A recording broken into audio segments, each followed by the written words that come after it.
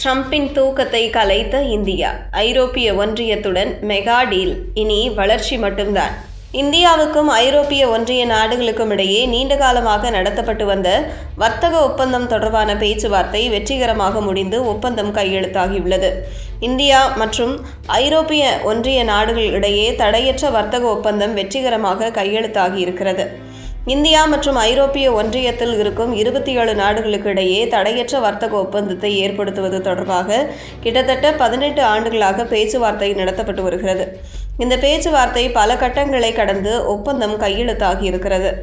டெல்லியில் பிரதமர் நரேந்திர மோடி மற்றும் ஐரோப்பிய ஒன்றிய கட்டமைப்பின் தலைவர் ஆண்டோனியோ கோஸ்டா, ஐரோப்பிய ஆணைய தலைவர் உர்சுலா வான் டெர் லெயன் ஆகியோர் ஒப்பந்தத்தில் கையெழுத்திட்டனர். மதர் ஆஃப் ஆல் டீல்ஸ் என அழைக்கப்படும் இந்த ஒப்பந்தம் இந்தியர்களுக்கு 27 நாடுகளில் தடையற்ற வர்த்தகம் செய்வதற்கான கதவுகளை திறந்து வைத்துள்ளது. இதன் மூலம் ஐரோப்பாவில் இருந்து இறக்குமதி செய்யக்கூடிய பல்வேறு பொருட்களுக்கு இந்தியாவில் இறக்குமதி வரை குறைந்து அவற்றின் விற்பனை விலை சரியும்.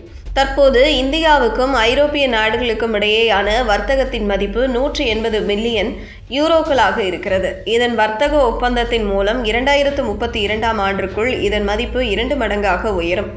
இந்தியா ஐரோப்பிய ஒன்றிய நாடுகளில் இருந்து இறக்குமதி செய்யப்படும் கார்களுக்கான வரியை 110% இருந்து படிப்படியாக 10% குறைக்க உள்ளது.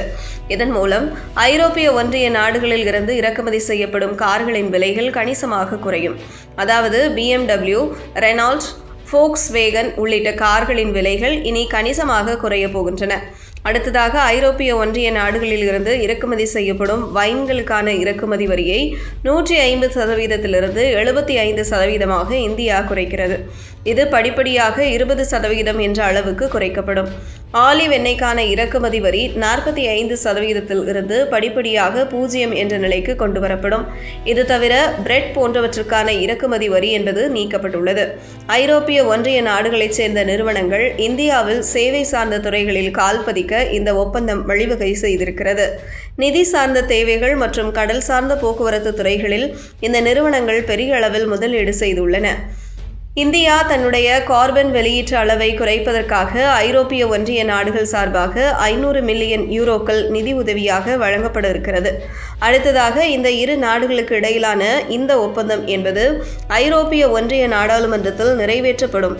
இதனை அடுத்தது படிப்படியாக அமலுக்கு வரும் என தெரிவிக்கப்பட்டுள்ளது.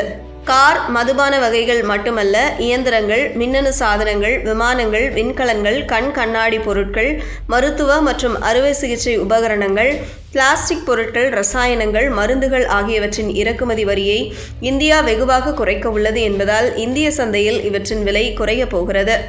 ப்ராசஸ் செய்யப்பட்ட உணவுகள், குறிப்பாக பாஸ்தா, பிரெட், பிஸ்கெட்டுகள், சாக்லேட்டுகளுக்கு தற்போது 50% வரி விதிக்கப்படும் நிலையில் இந்தியா அதனை 0 உள்ளது. எனவே இவற்றின் விலை குறைய போகிறது. பழத்தில் இருந்து தயாரிக்கப்படும் ஜூஸுகள், ஆல்கஹால் இல்லாத பானங்களின் வரியையும் இந்தியா 0 உள்ளது. எனவே இவற்றின் விலையும் சரிய போகிறது. அமெரிக்க அரசு இந்திய பொருட்களுக்கு 50% வரி விதித்துள்ள நிலையில் இந்திய ஏற்றுமதியாளர்களுக்கு 27 நாடுகளுக்கான சந்தை வாய்ப்பு இந்த ஒப்பந்தம் மூலம் கிடைத்துள்ளது. இது இந்தியாவின் ஏற்றுமதியாளர்களுக்கும் உற்பத்தி துறைக்கும் மிகப்பெரிய ஊக்கம் ஆகும்.